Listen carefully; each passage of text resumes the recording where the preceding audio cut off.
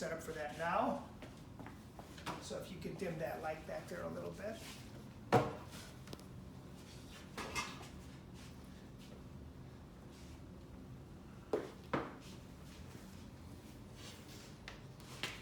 So what I've done here is I've set up in this studio space I've created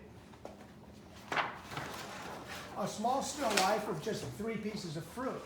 And I have an orange, an apple, and a banana. So when you go to your page, see a little more overlap there.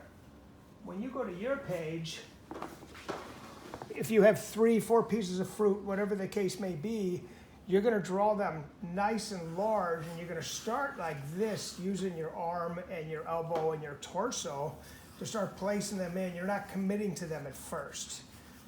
You probably can't see anything here yet. I'm wondering if we shouldn't turn those lights up more, because I'm afraid that maybe they won't be able to see. Yeah, okay. Thank you. So I'm kind of ghosting in this orange here. You notice that I'm going nice and big because I want the subject matter to take up the page without a lot of negative space around. And then we have this apple coming around back here. The orange is closer to me. The orange is closer to me. The apple's a little further away. And then the banana's wrapping around. So listen, they're all sitting on a flat plane. They're all sitting on a flat plane. So whatever is closer to you on a flat plane is lower in your drawing. The orange is coming down here because it's closer to me. The apple's coming down somewhere back here because it's further away. So let's get the proportion a little better here. Now I'm not committing to this yet. I'm just I call this ghosting it in.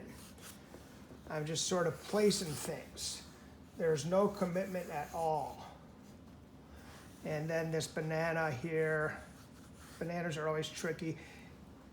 Folks, notice that I'm being loose. I'm not down here holding the end of my pencil. I'm holding my pencil back here or back here so that I'm able to utilize my shoulder, my elbow, and my body. So this banana's coming around as such.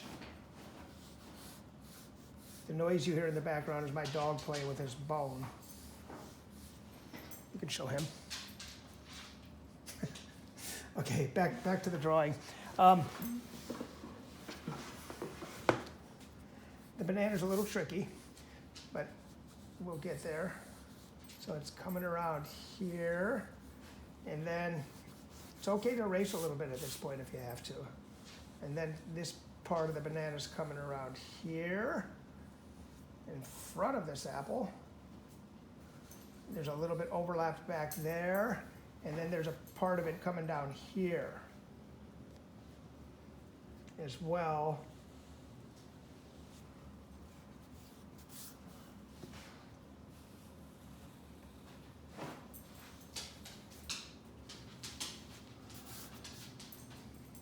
So once you're satisfied with the placement of everything, when you say, okay, this is where the banana goes, this is where the apple goes, this is where the orange goes, I think this banana's got to get a little bit larger.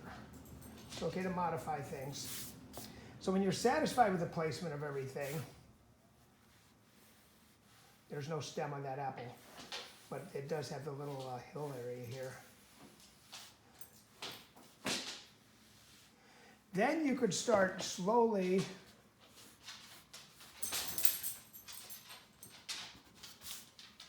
cross-contouring with your pencil. With the banana, you'd come up like this, come across like this, up and across, and then if you see the area over here, it's going to come down, up, across. But you're going to take your time with it. Don't be cavalier about it. And with the apple, you'll start with your lines going up and down, paying close attention to whatever it is you're drawing.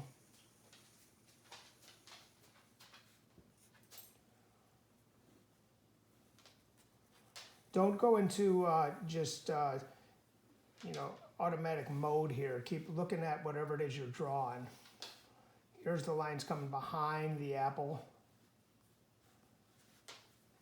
And then we're going to have our lines coming across here, reinforcing the fact that this apple is round. I'm not going to cross contour the whole drawing, but I'm going to show you how we start it. Let's go back up here where this hill is. The lines behind here will come across and disappear. Kind of come across and disappear over here until we start seeing them come back. Oh, excuse me there. Until we see them start coming back around the front again. So there's this hill here, kind of a landscape. You got to imagine if like a car's driving over this hill and down into that concave area.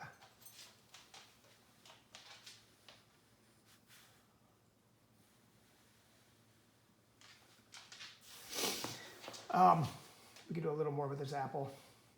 And then with the orange, here's our so-called North Pole. So we would have lines coming down this way. Now I'm not drawing these very, I'm not pressing very hard because we're going to use colored pencil later on to draw the lines in further.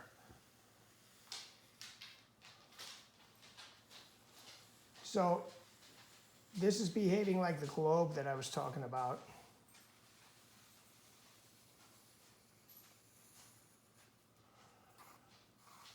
And then this is all below my eye level. My eye level's up here, so I can get away with doing lines that are curved this way and keep coming around, describing the form of that orange. So I can get a little more of the edge of the orange here. Keep coming around, describing the form of the orange.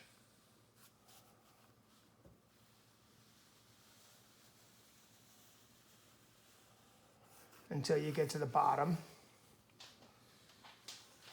Let's reinforce the form of the orange a little more. And after you do this, then you can come in with your colored pencils. And it doesn't matter what color pencils you're using.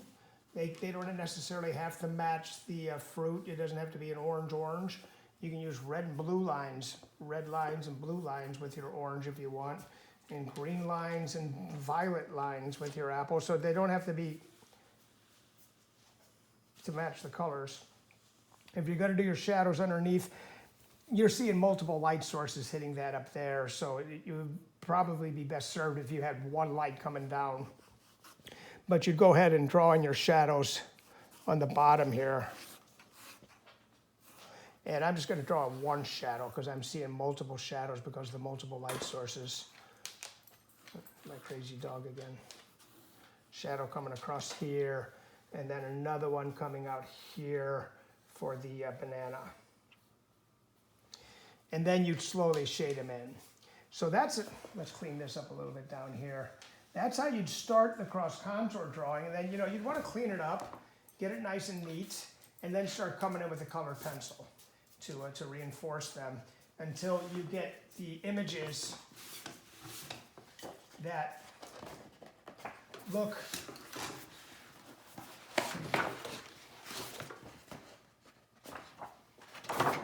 as clean as these for the finished still life that will take up the entire page. And that is the end of my cross contour video. Thank you for your time.